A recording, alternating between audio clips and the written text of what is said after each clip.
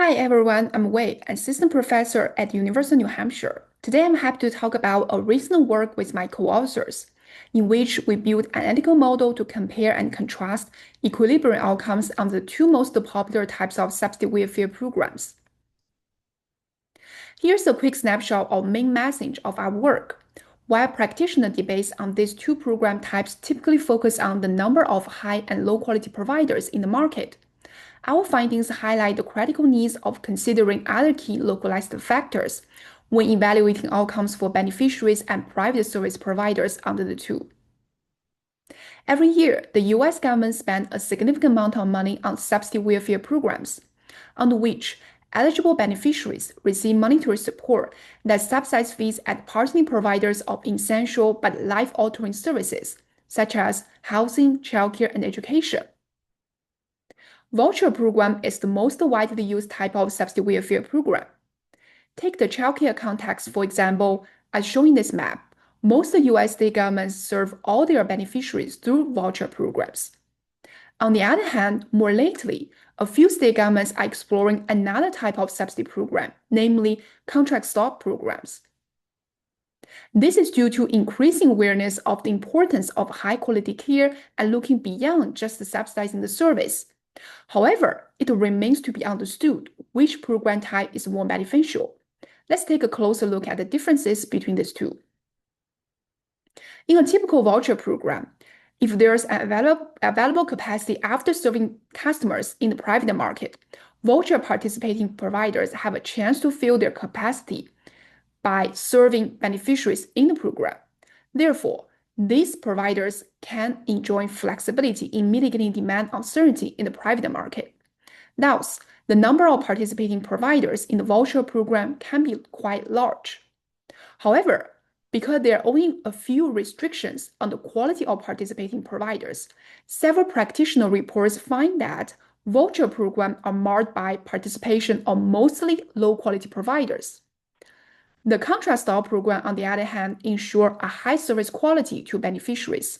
This is because under these programs, governments contract only with a high-quality service provider who guarantee to reserve a certain number of slots for beneficiaries. However, the availability of service on the contract-based program can be quite low due to requirements related to high service quality and reservation of slots. As I explained, the benefit of protecting demand uncertainty in the private market manifests quite differently between the two programs, which complicates the comparison of these two programs. Thus, these two programs may differ in terms of quality versus quantity trade-off in generation of societal outcomes for beneficiaries.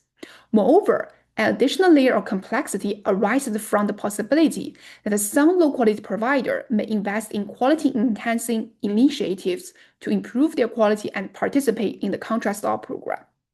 Incorporating all those complexities, we analyze providers' optimal participation strategy under each program and offer them prescriptive guidance on how to reevaluate participation when the government moves away from one program type to another.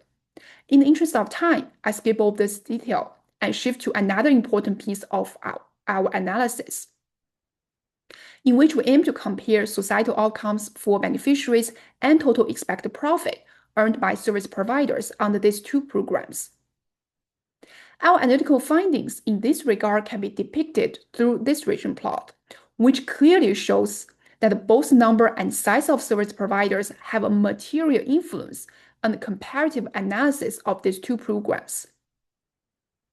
Overall, we show that the contract-based program outperforms the voucher-based program for both outcomes on a wide range values of contextual factors. In particular, we find that even in area when there's a dearth of high-quality providers, offering contract-based program can still be beneficial for stakeholders. However, the capacity of these providers must be large. This finding aligns with the increased use of grants by some state governments to help service providers enhance their capacity as a complement to the move by this state government toward contract-based programs. On the other hand, our analysis also identified conditions when the voucher program can be more beneficial overall, This is more likely to hold true when there are many high-quality but small-sized providers. Finally, we show a practical application of our analytical results using a case study based on Massachusetts childcare subsidy programs.